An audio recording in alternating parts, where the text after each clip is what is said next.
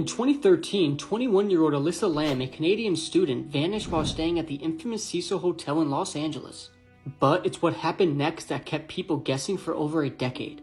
The Cecil Hotel is a dark history known for suicide, strange deaths, and even a connection to notorious serial killer Richard Ramirez. This unsettling reputation makes Alyssa's story even creepier.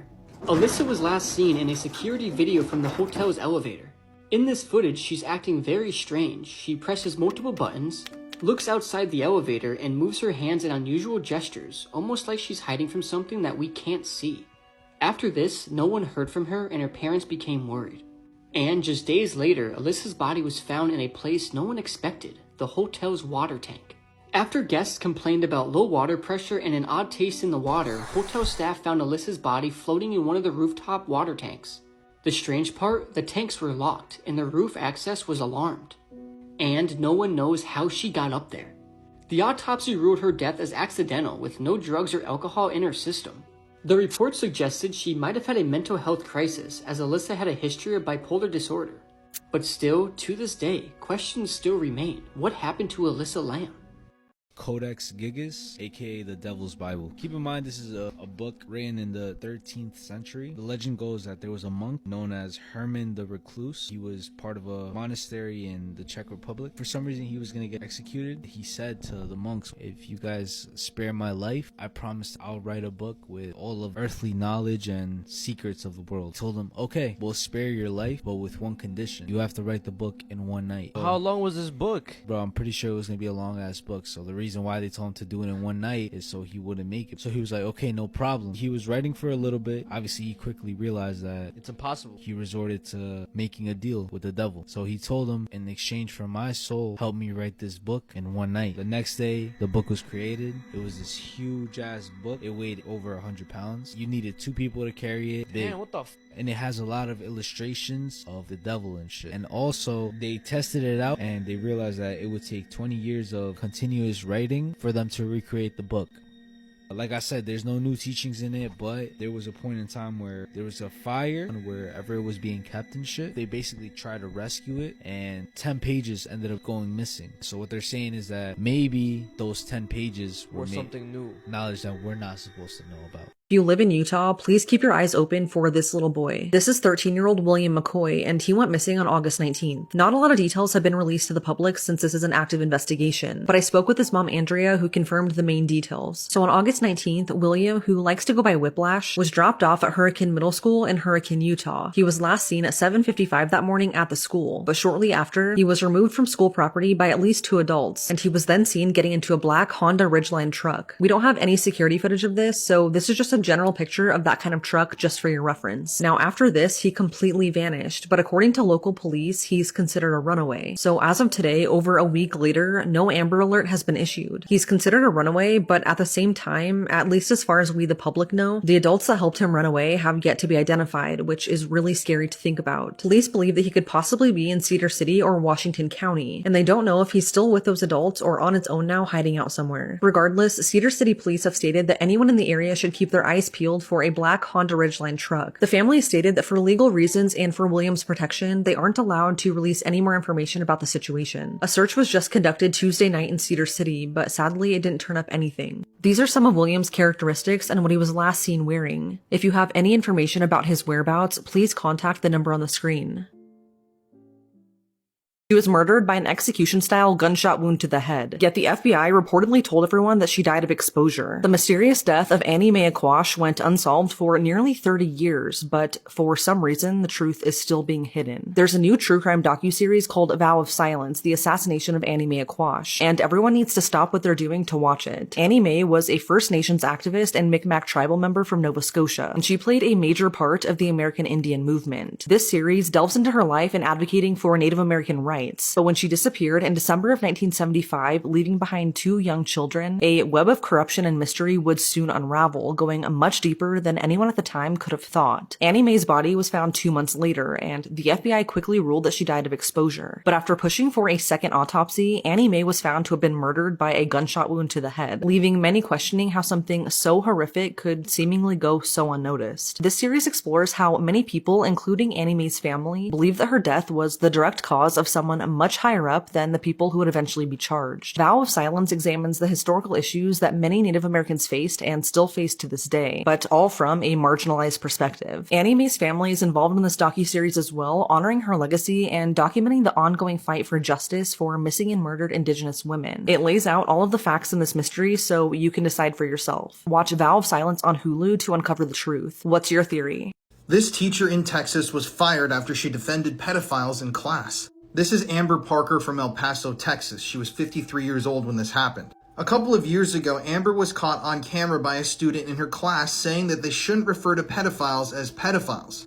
She told her students instead we should call them MAPs, or minor attracted persons.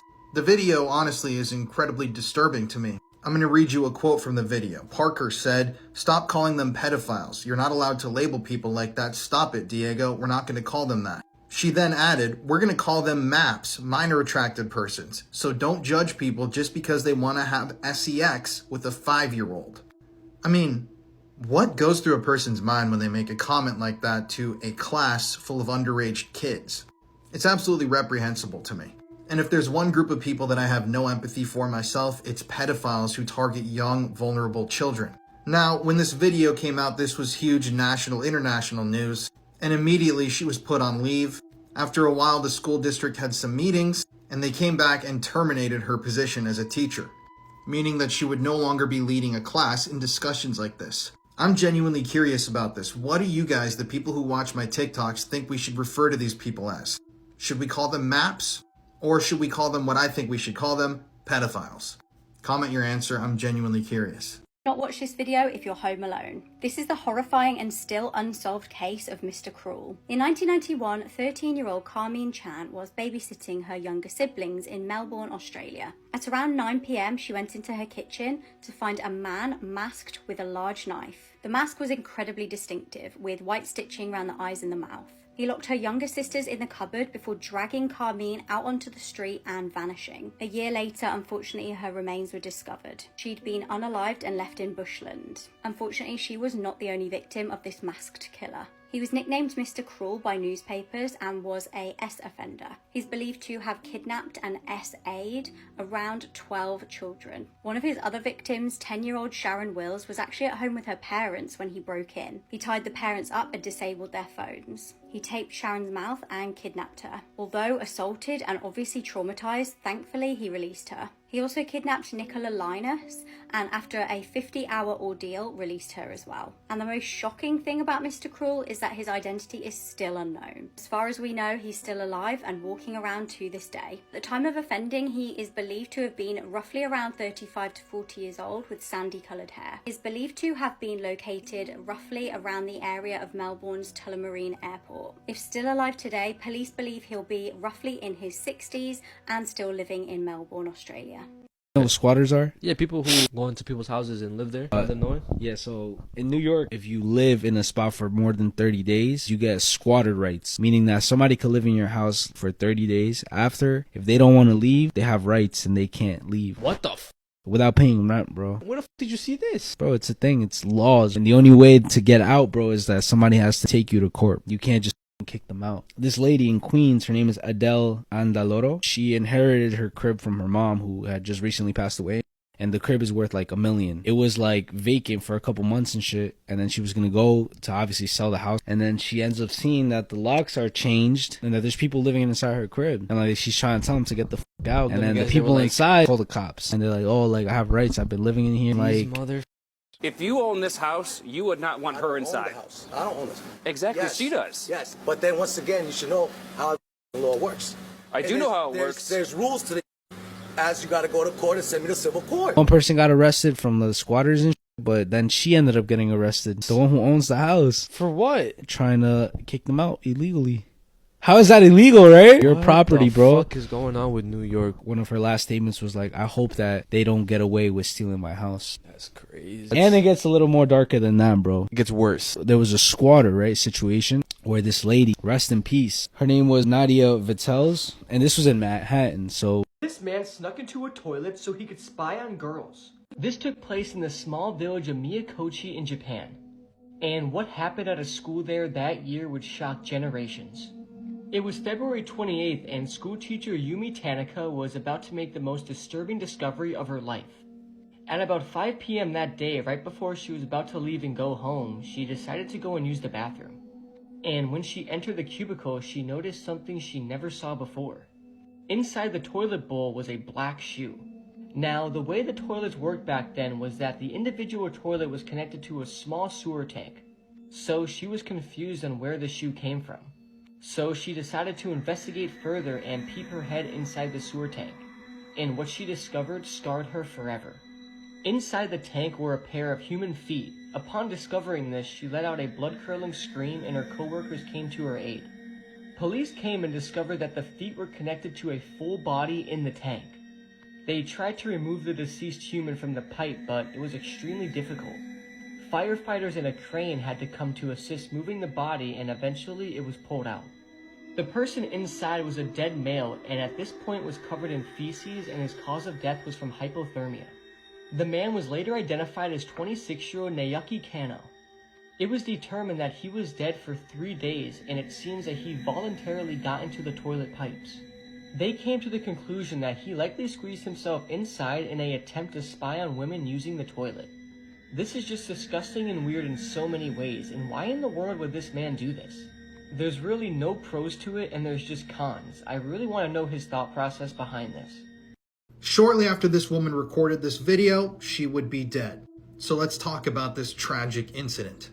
On September 29th of this year, a boat capsized in Brazil. 7 people that were on board went into the water, and only 5 of those people came back out alive. The 2 victims were influencers from Brazil, Aline Tamara Moreira de Amorim and Beatriz Tavares da Silva Faria. The clip that I showed you at the beginning of this video was taken just hours before the tragic drownings. And according to the other people who were rescued that day, both of these models, Aline and Beatriz, drowned because they refused to wear life jackets. According to other people that were on the boat, Beatriz and Aline said that they didn't want to wear the life jackets because they were afraid that they would ruin their tans. And sadly, when the boat ended up capsizing, both of those 2 who refused to wear life jackets would end up drowning. Eerily enough, this capsizing and drowning took place in an area known as the Devil's Throat. It was later reported by one of the victims' brothers that one of the victims didn't know how to swim. And this is just a tragic, horrific story all around. It truly goes to show that death can strike at any time without any warning whatsoever. One moment you can be out on a boat on the sea partying in the sunlight, and 5 hours later you could be dead. If you want to hear more true crime stories, listen to the podcast that I co-host with my wife, Murder in America. It's available on all streaming platforms. He sat grinning on national television, pleading for his wife to come home. He was the one who had murdered her and dismembered her body. Some people felt sorry for 25-year-old Mitchell Key as he sat on the sofa on the This Morning TV show. He was being interviewed by Richard Madeley and really scrutinised. He was asked by Richard Madeley, "Did you kill her?" Mitchell, grinning, replied, No, I just wish someone would listen to me." Some eagle-eyed viewers couldn't help but to think that something was off with this so-called grieving husband. Lindsay and Mitchell from Southport had got married in 1995. Lindsay was just 17 years old at the time. Now, the pair went on to have 2 children together, and Lindsay was a great mum. Despite things seeming normal to the outside world, behind closed doors, Mitchell was a violent man. Lindsay had even got the courage to leave Mitchell a number of times and seek help from a women's domestic violence support service. However, Mitchell was extremely intimidating and manipulative. The pair ended up back together, and then around Christmas 1998, the mother of 2 vanished. It would take an entire 2 months before she was actually reported missing, and this wasn't by her husband. Social services had to get police involved. Suddenly, Mitchell was under the spotlight and police were questioning him about the last time he'd seen his wife. He claimed he hadn't seen her since Christmas Day. He told them that she'd just upped and left him without any consideration for their children. This really didn't fit what Lindsay's friends and family knew of her. He painted this sob story of himself being a victim, and he also told the press, "I thought she would have come back for the kids, but she obviously does not care about us anymore." He knew this was a vicious lie. He even went as far as to concoct a story to authorities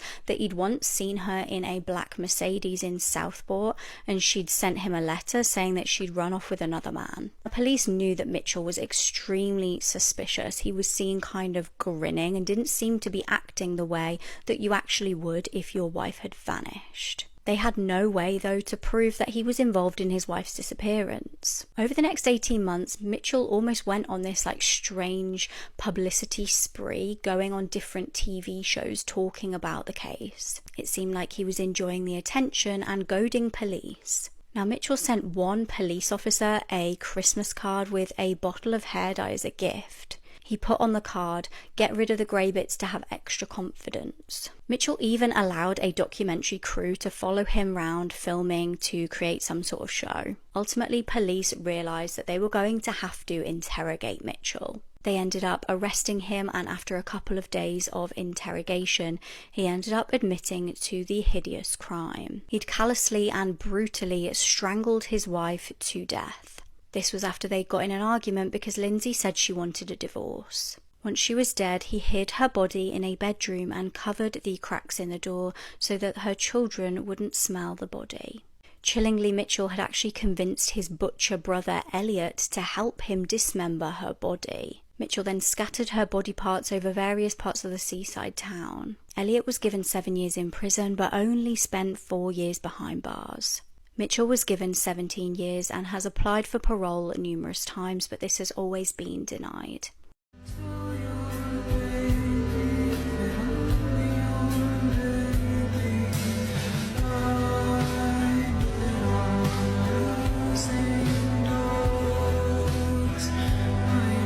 In 2016, 3 separate women were murdered while running alone in a span of just 8 days. These are their stories.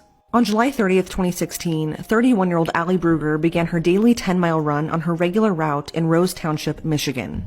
She was found shot to death on Fish Lake Road not long after. During the investigation, police found shotgun casings at the crime scene and determined that the killer shot at Allie 4 times, hitting her once in the back as she likely tried to run away. Initially, police thought that Allie might have known her killer, and the focus at first was on her ex-boyfriend, who happened to fail a polygraph when asked if he killed her. His only alibi was that he was at home alone during the murder, but without any other evidence linking him to the crime, authorities couldn't charge him. Allie's family can't help but wonder if this was a failed abduction or if she possibly had a stalker since she ran the same route frequently. It's now been 7 years, and Allie's case is still unsolved. 3 days later, on August 2nd, 30-year-old Karina Vetrano would also be attacked, sexually assaulted, and murdered while running in New York. That day, Karina decided to go for a run in Spring Creek Park in Queens, which was less than a block away from her home. She would normally run with her dad for safety reasons, however, at the time, her dad had a back injury, so she decided to go alone. She was last seen alive at around 5 p.m. when entering the park, but when she stopped answering texts and calls, her dad notified authorities. A massive search was launched, and sadly, Karina's body would be found a few hours later by her father, face down about 15 feet off the trail. Her clothes had been pulled down, and her right leg was covered in scratches and bruises. Authorities determined that she had been hit in the back of the head with a rock, sexually assaulted, and died from strangulation. She had major defensive wounds, including cracked teeth, indicating that she bit her attacker incredibly hard. Her hands were found clutching grass as she was being dragged off the trail, and her killer's DNA was found underneath her fingernails and on her back. Authorities ran the DNA through a national database, however, it provided no leads, and her case would go cold for 6 months. But eventually, 20-year-old Chanel Lewis would be arrested for her rape and murder after his DNA matched what was found at the scene. He confessed to the crime and reportedly had a hatred for women, even telling a teacher years prior that he wanted to stab all the girls at his school. Chanel was found guilty and sentenced to life in prison without parole.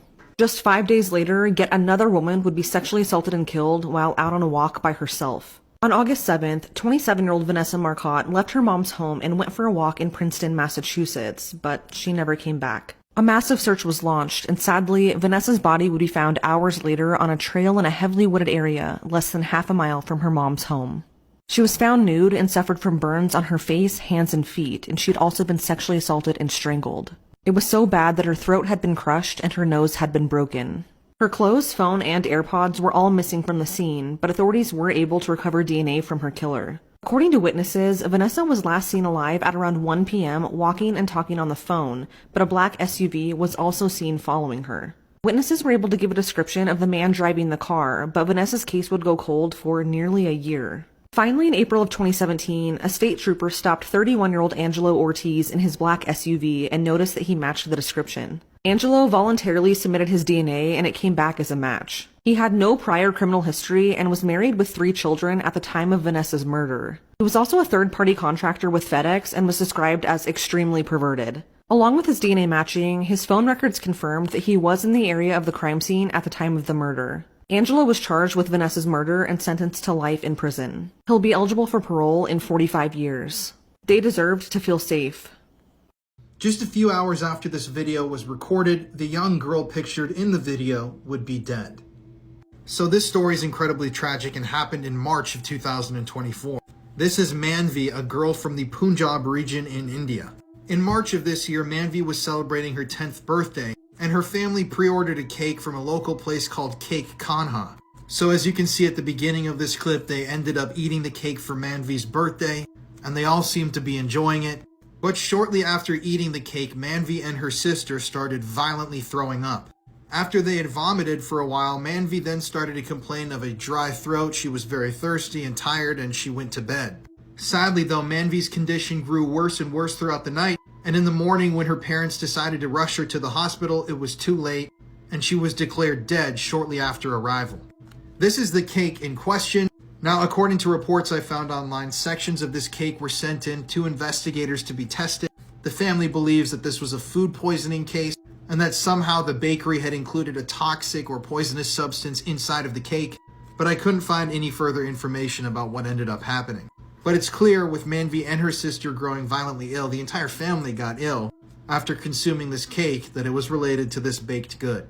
If you want to hear more true crime stories, listen to the podcast Murder in America that I co-host with my wife Courtney. It's available on all streaming platforms. One of the most disturbing practices that they did back in the day to try and cure mental illnesses, lobotomies. You know what that is, right? I've heard of the word before, but I just don't remember. Right, so in 1935, there's this new type of psychosurgery. It's in Portugal. The guy who created it was Igaz Moniz. And basically what it consists of is anybody who's going through a manic episode, symptoms of schizophrenia, Some type of mental disorder. this surgery would be performed where they would drill holes In their head? and they would basically take out pieces and parts of your prefrontal cortex. It's supposed to help with your behavior and change your personality basically for the better. This guy, Walter Freeman, he decides that he wants to bring it over to the United States. He's like, oh, this is going to be the best thing that is going to happen to the U.S. All the mentally ill Are going to benefit from this? He realized that there's another way to get to the brain easier, which was under your eyelid. If you keep going deep, you're going to reach thin layer of bone. So what he did is that he took the ice pick, he would insert it under your eyelid, and with a mallet he would go,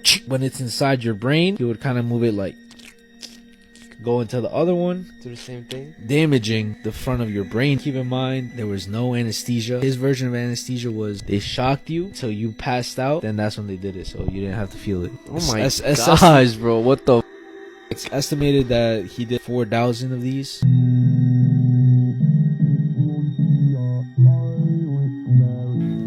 That's after? Yeah, right there. A uni student beaten to death in her bed, and this chilling message left by the killer. This is the disturbing case of Faith Hedgepeth. Faith was about to turn 20. The girl from South Carolina was an avid churchgoer from a young age, and she grew up to be a popular cheerleader. She was a straight-A student and had earned herself a scholarship to the University of North Carolina. She couldn't wait to graduate and had dreams of becoming a teacher, but tragically, she wouldn't live long enough to see her graduation day. On the 7th of September 2012, a horrific turn of events would unfold. Faith lived in an apartment with her friend Karina Rosario. On the day in question, Faith had been at home while Karina had gone out. Karina had tried to call Faith to ask her for a lift home, but when she couldn't get hold of her, she had called another friend. This other friend was Marisol Rangel, and she gave her a ride back instead. When the pair got back to the apartment, they were horrified by what they found. Now, Faith was lying in bed, nude from the waist down, covered in blood. She'd clearly been beaten in the head, and she'd been partially covered with a quilt. The girls rang investigators straight away, and they determined that Faith had died from blunt force trauma. An R-kit was completed and they found male bodily fluids. Disturbingly, this message was found at the crime scene, written on a paper bag. It appears to say, "I'm not stupid, bitch, jealous."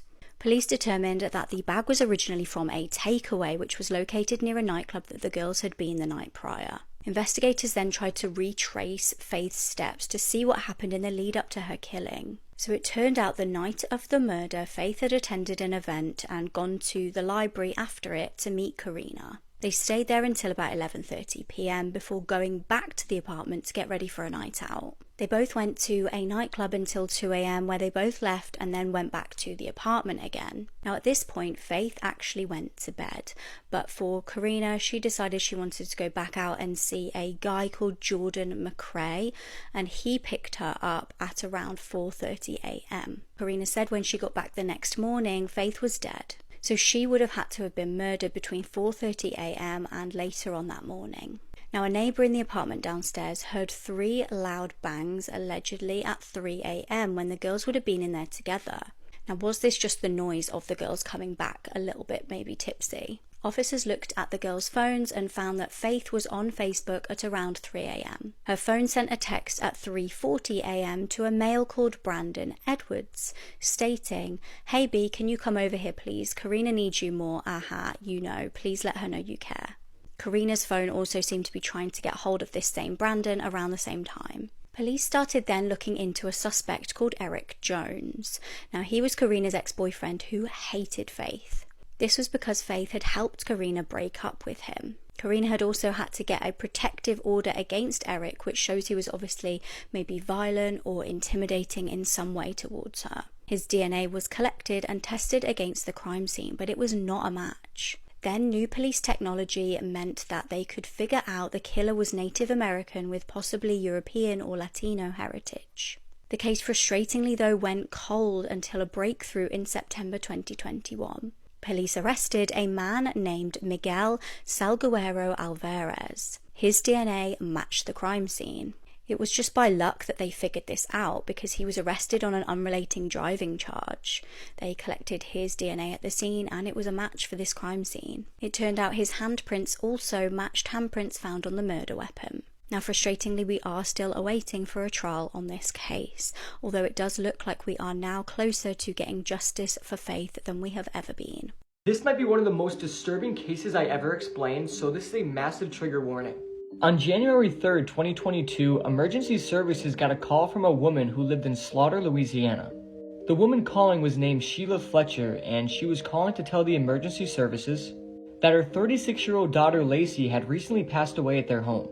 Police and ambulances arrived at the scene quickly. The owners of the house were 64-year-old Sheila and 65-year-old Clay Fletcher. Lacey was their only daughter. The couple claimed they were on a trip over the weekend before Lacey passed away, and that they came back and discovered she wasn't breathing. But upon entering the home, first responders knew there was something horribly wrong. They were immediately hit with a strong smell of urine and feces. Inside the home on the downstairs sofa was Lacey Fletcher's lifeless body. Her body was in a horrible, horrendous state, and I can't even show the pictures on here. She was sunken into the foam of the sofa, and it appeared she had been laying there for a seriously long time. Her body was covered in insect bites and sores and ulcers that had rot into the bone. Her face was covered in huge red blotches. Feces was also smeared all over her body, face, and was also matted to her hair. It was even found inside of her ears, and her body was also covered in maggots. The first responders would report that the body was practically fused to the sofa. Lacey weighed just 96 pounds at the time of her death. The autopsy report said her death was caused from a number of reasons: chronic malnutrition, acute starvation, acute ulcer formation, and a bone infection that led to sepsis. From the autopsy and the crime scene analysis, it's speculated that Lacey could have been on the sofa for 12 agonizing years. They weren't even able to say when the last time Lacey was able to move. It's also reported by some sources that Lacey suffered from a rare neurological disorder known as locked-in syndrome, in which a person becomes paralyzed and all voluntary muscles except for the ones controlling the eyes don't work. But some other sources claim that this is false. What is true is Lacey was diagnosed with social anxiety and autism. The police then questioned Lacey's parents and wanted to know how and why she was in this state. Both Clay and Sheila claimed that they did care for Lacey, and that they would clean her and bring her meals.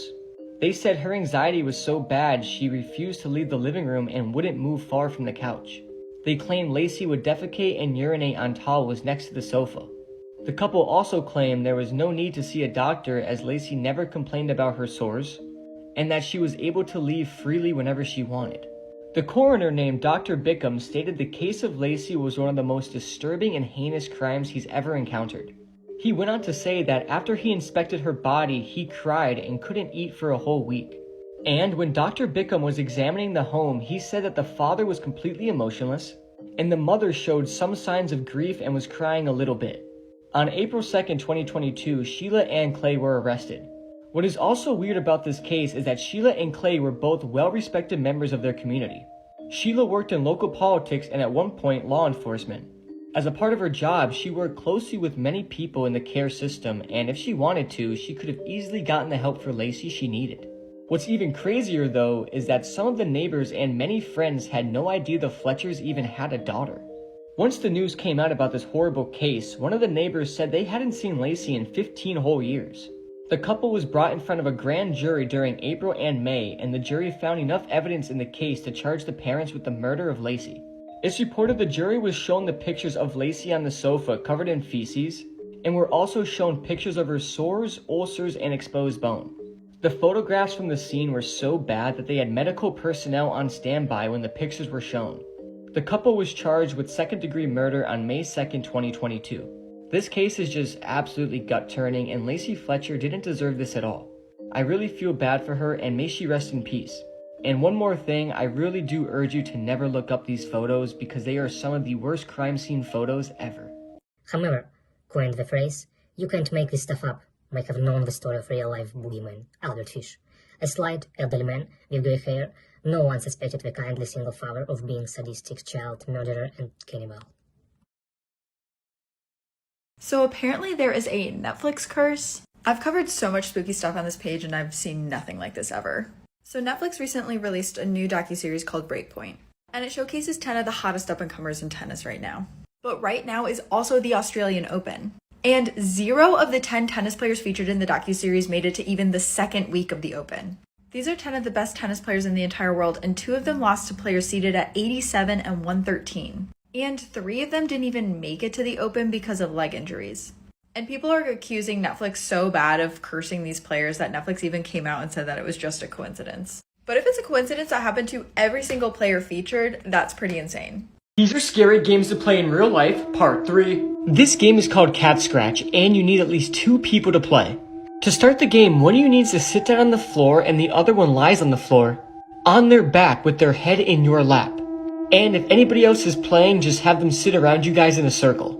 Next, rub the person's temple who is lying down in a soothing motion as you tell them a scary story about a cat. This is how it goes. You are walking down a dark alley late at night. You are the only one there. The ground is slick with rain. The alley is filled with garbage cans and litter. But then you hear something, a movement in the garbage cans. You pick up your pace. You want to get out of the alley fast, but then you see something. Red eyes, glowing red cat eyes. They are the eyes of an enormous cat. You run, but the cat chases you and jumps on you. It scratches you 1, 2, 3. Cat scratch, cat scratch, cat scratch. After you finish the story, the person gets up quickly and pulls up the back of their shirt. And you would then notice you have red claw marks on your back. And the crazy thing is, you won't feel anything. I deliberately crashed the plane I was flying after a breakup, killing all 149 people on board. My name is Andreas Lubitz, and I was 27 years old at the time of the incident. I had been a co-pilot for 1 year, and I was suffering from depression.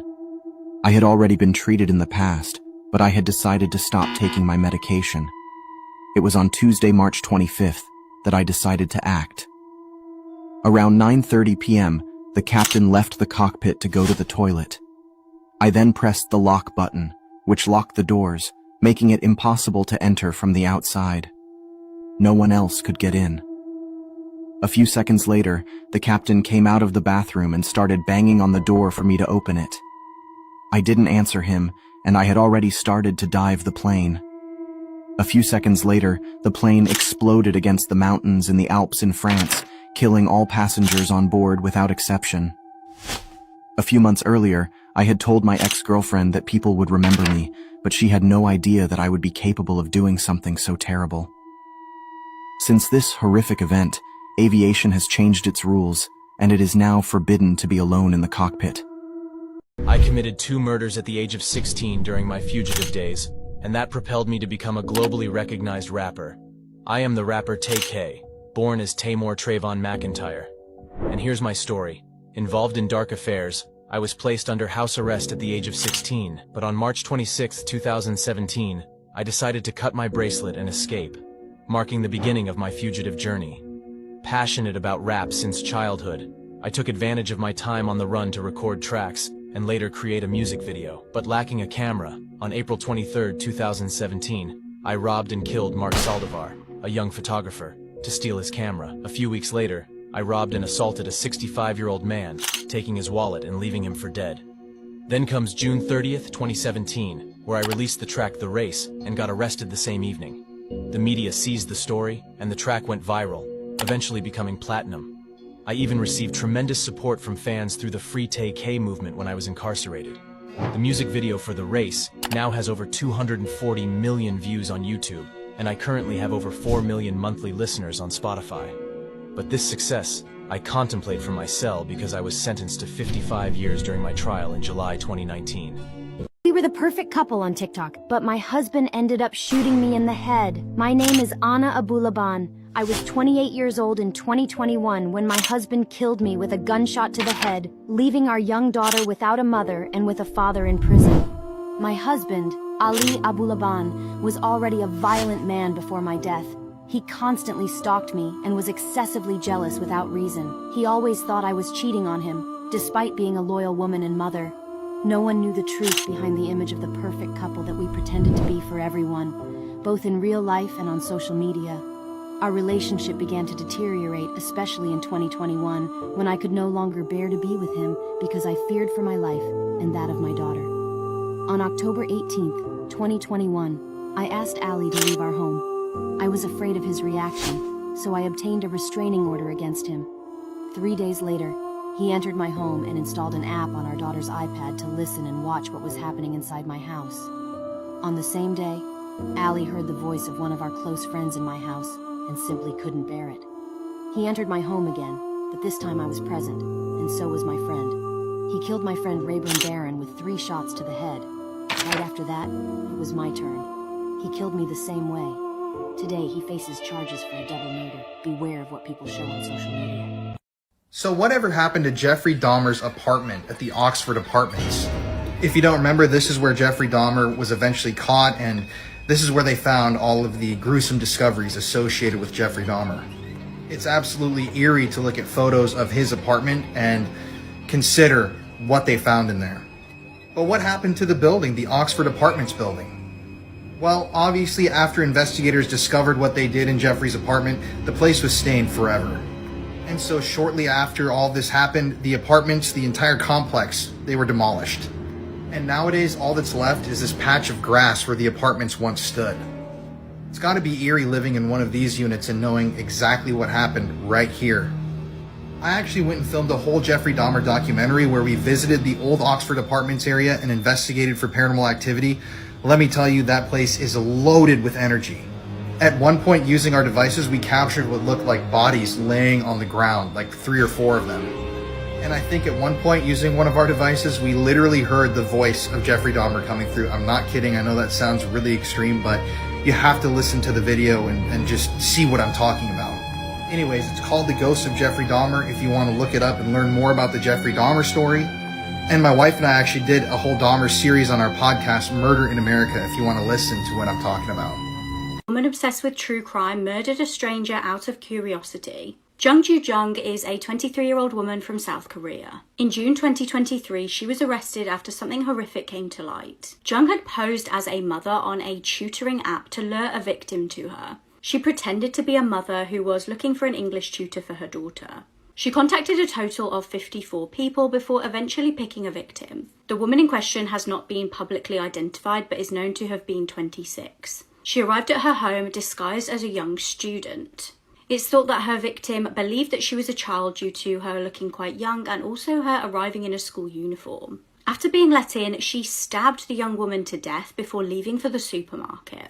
There she bought cleaning supplies and bin bags and headed back. After returning to the house, she dismembered the young woman. She then got into a taxi carrying the woman's body parts and put them in a wooded area. The taxi driver sensed that there was something odd going on and reported this to police, who later found the body parts. They arrested Jung and she has since been convicted of murder. Investigators also found her internet search history included how to kill and ways to get rid of a body 4 months prior to the incident. The police stated that Jung had concocted the plan to catch the victim unawares and kill her out of curiosity. She had apparently had an unhealthy obsession with true crime books and shows. She has since been sentenced to life in prison.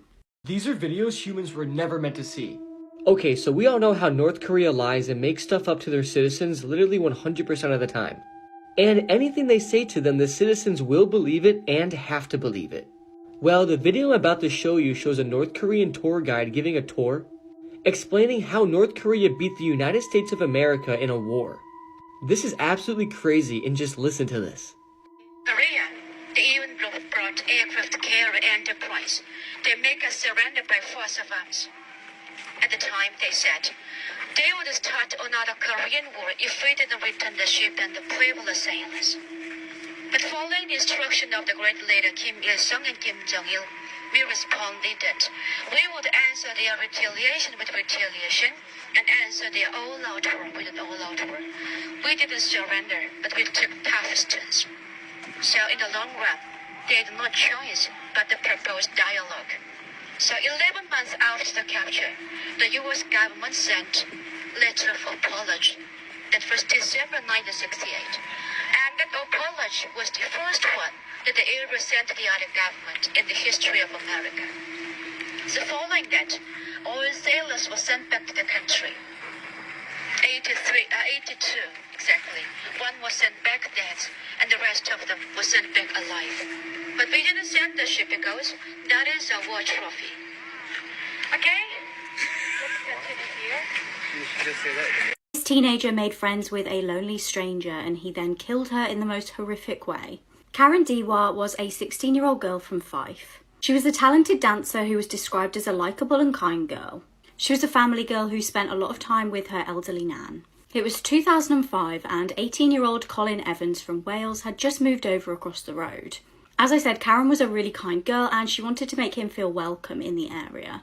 She befriended Colin, not having a clue what he was capable of. Now, Colin was no stranger to the police and he was accused of at least 14 disturbing offences. This had been going on since he was 10 years old.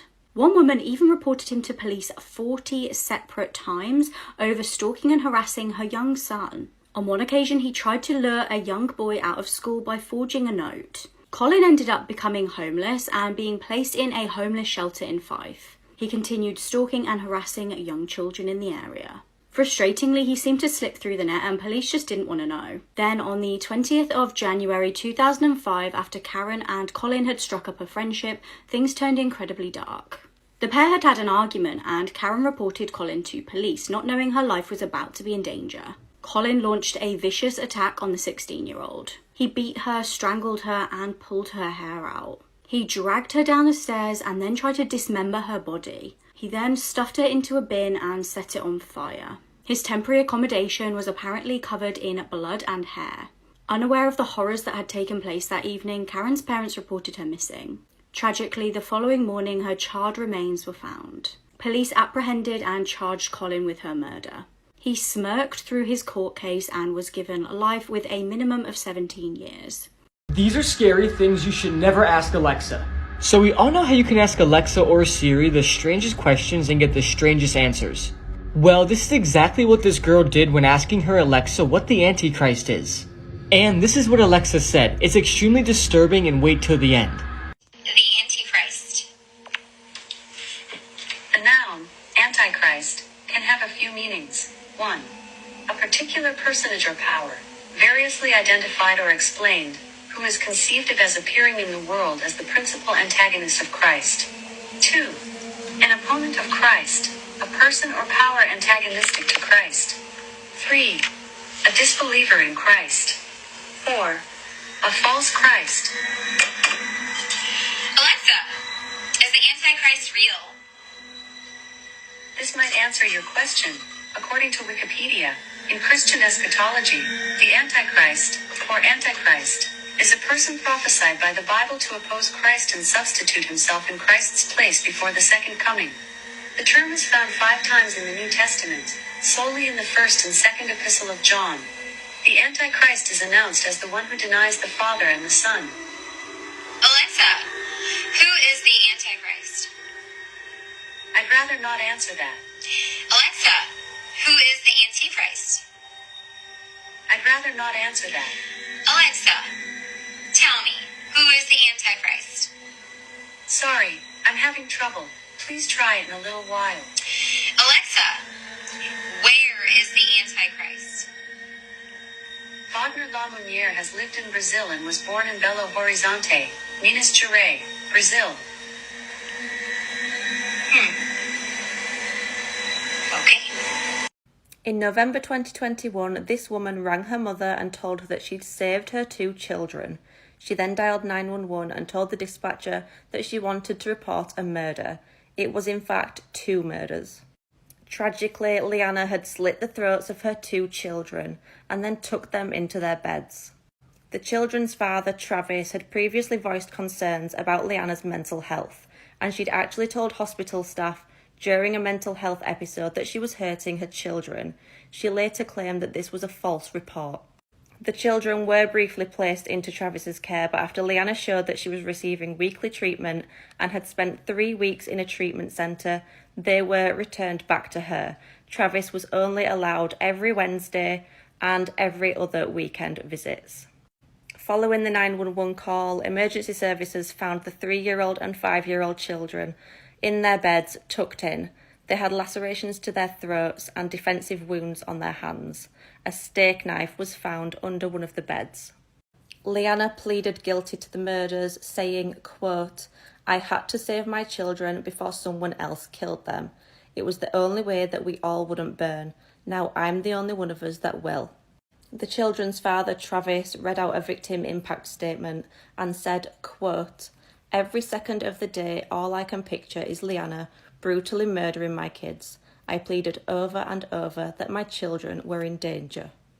Before her sentencing this week, Liana addressed the court and said, quote, "I did not want to hurt my kids for any other reason than I did not want them to get hurt by anyone else.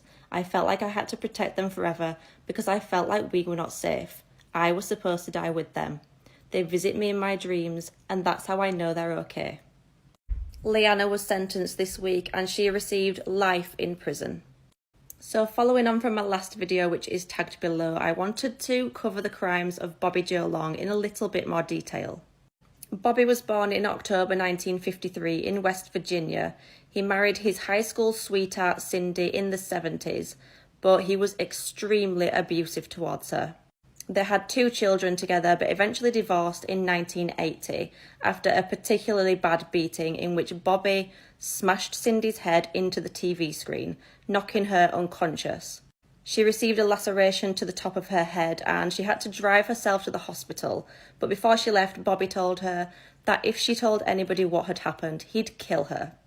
Divorced and alone, Bobby started to contact women through classified ads, and this is where his murder spree began. He moved to Tampa Bay in 1983, and his first victim was 20-year-old Ann Wick, who he raped and strangled while she was hitchhiking.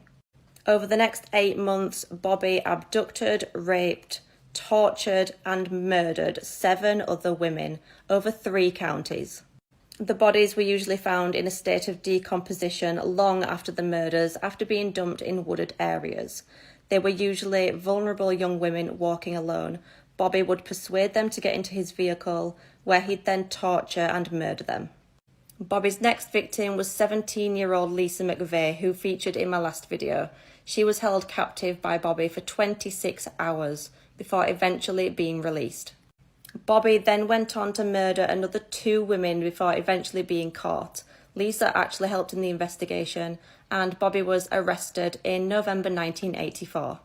Bobby Joe Long received 8 life sentences and 2 death sentences for his crimes. He was eventually executed by lethal injection on the 23rd of May 2019, with his 2 surviving victims present.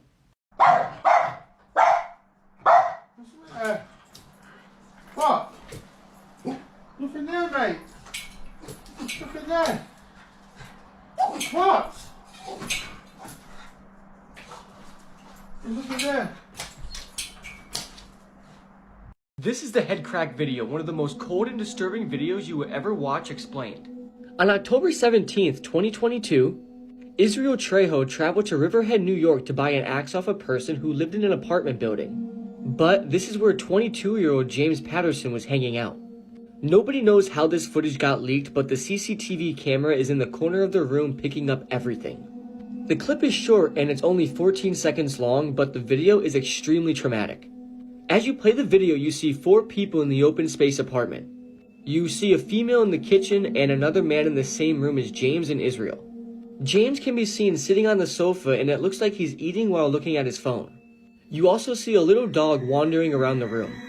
Israel Trejo is standing up with the axe resting against his shoulder. He is intently looking at James, but nobody notices it or points out that it's strange. Israel then stares at James for about 7 seconds as he holds the axe over his shoulder. He looks over his shoulder quickly before bringing the axe down directly on James's skull, and this makes an extremely loud cracking noise similar to the sound of splitting wood. Israel and the other man in the room then run out of the apartment. The axe is still stuck in James's skull as his body stiffens up and contorts. The woman in the kitchen realizes something is wrong as she heard the loud cracking noise. She then leaves the kitchen and sees James with the axe in his skull. She lets out a few curses before letting out the loudest scream you will ever hear in your life. It's so loud it literally causes the audio to pop. The best way to describe it is a blood-curdling scream. James was then taken to the hospital with the axe still in his head, according to a police report. He had surgery but succumbed to his injuries and died 3 days after the attack. Israel was arrested shortly after this for suspicion of murder, and in August 2023 he was sentenced to life in prison. There was absolutely no motive for this attack, and it was just senseless murder. This case is absolutely sickening and awful, and may James Patterson rest in peace. This is the most haunted theme park in America, Lake Shawnee in West Virginia. This place is haunted by thousands of ghosts. So Lake Shawnee is a massive abandoned amusement park with a very dark and very disturbing past. Long before the amusement park was ever constructed, a tragedy already occurred on the land. You see, in 1775, a settler named Mitchell Clay made his claim right there on that property. Only a few years later, though, 2 of his children were murdered by indigenous peoples. But a 3rd child of Mitchell's, named Ezekiel, was captured, he was brought to Ohio, and he was burned at the stake. I mean, look at it. It even says right there on the historical plaque. You can't make this up. All 3 of those kids' bodies are buried over here in the park property. Now, when Lake Shawnee was first established, people just kept dying. There were so many accidents in the park that it began to gather a haunted or cursed reputation. For example, a child was killed right here on this old abandoned swing set while the swing was in operation. Obviously, there was a drowning or 2 in this lake, and over here in this lake, I heard a story from the owner when I visited that a child was pulled under the water, supposedly by some sort of phantom force. After the child went under the water, the parents searched, they couldn't find their child, but eventually, a while later, they felt something brush against their leg under the water, and it was their child's body. But why could this place be so cursed, you ask? Well, right next to the property is a mass grave for indigenous peoples where over 3,000 bodies are suspected to be buried. I'm talking about the parks right here, and just over here is where this huge burial plot is. And people think that obviously if they were all buried right there, some of those bodies may have moved in this direction. Over the years, people have experienced all sorts of paranormal activity here, the most terrifying kind of all. People have seen children sliding down the slides, riding the rides. People have seen figures riding the old Ferris wheel, waving at them, shadow figures that disappear. People have heard the sounds of giggling, heard children's voices, adult voices, and people have even seen eerie creatures and other shadow forms in these woods that surround the park. There's even more history that I'm missing out on here, but if you want to watch the full documentary that I shot there where we stayed overnight, just head to my YouTube channel. It was one of the craziest nights of my life. We had the entire amusement park to ourselves, and we caught some crazy paranormal activity on camera while we were there. Let me know below, would you spend the night here alone? This killer accidentally admitted to his crimes by accident when he forgot he was wearing a microphone while taking part in a documentary. This is how a true crime documentary exposed a killer. In 1971, Robert Durst met Kathleen McCormack and they got married. At the time of her disappearance in 1982, Kathleen had nearly graduated college. She was last seen by a witness at a dinner party where she appeared to be upset. She got a call from Robert and left.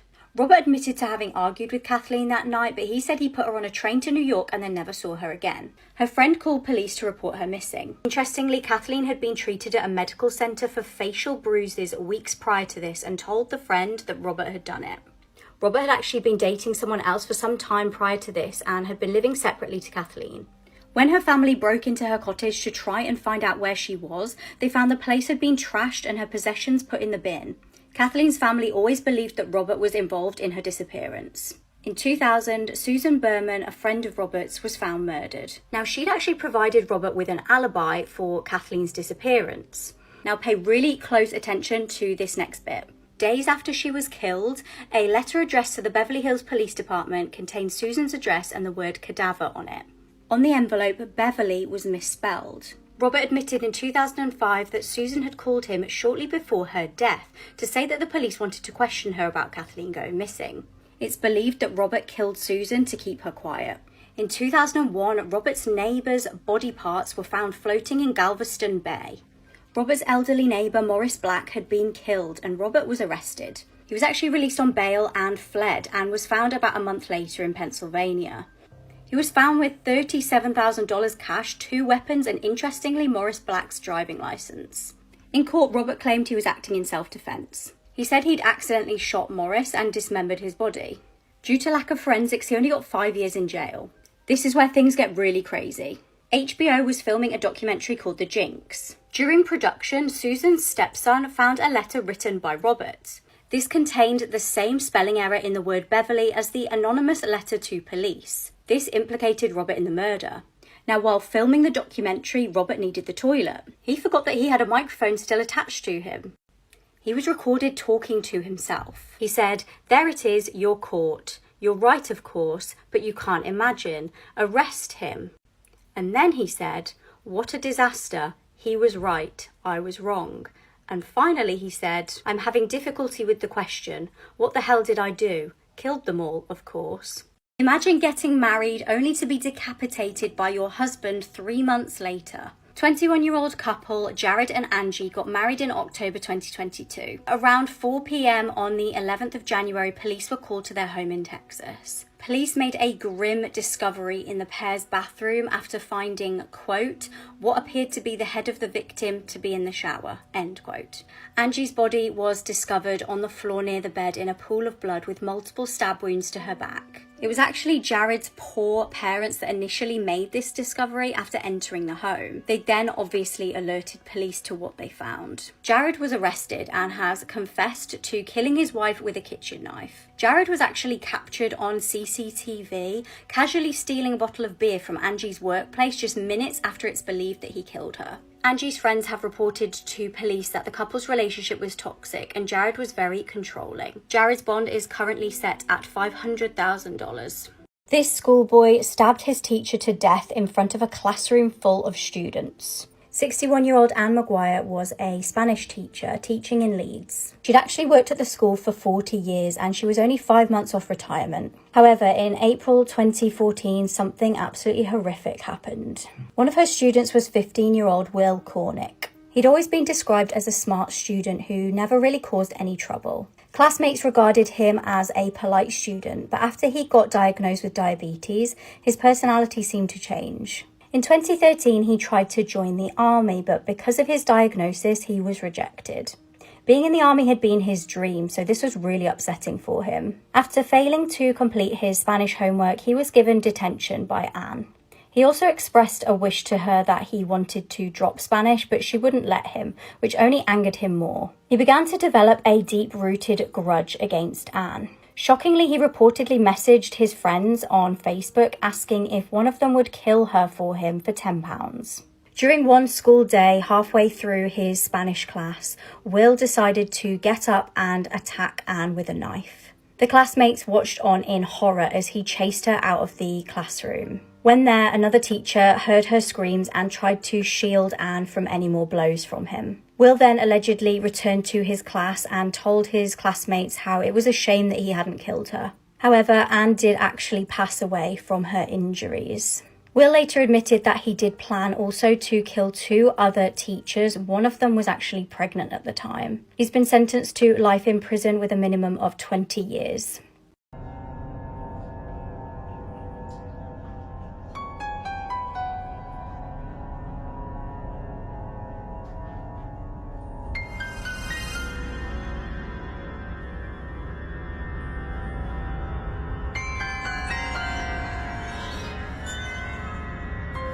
This is one of the most horrific cases I've heard recently, so please be warned before watching. 29-year-old Taylor Parker has just been sentenced to death for a crime so horrendous that I can't believe a human is capable of this. Regan Simmons Hancock and Taylor had met online. Their online friendship soon blossomed into a real-life connection. It was 2022 and Regan was married with a young daughter. She was also 8 months pregnant at this time. Taylor was also pregnant, or so it would seem to the outside world. She was posting pregnancy pictures on social media and even hosted a gender reveal party. Little did her loved ones know that she was actually staging the entire thing. Regan and Taylor were really good friends around this time and they were bonding over their pregnancies. Regan even shared a Facebook status thanking Taylor for bringing her round a gift and Starbucks. This was the day before she would be murdered by Taylor.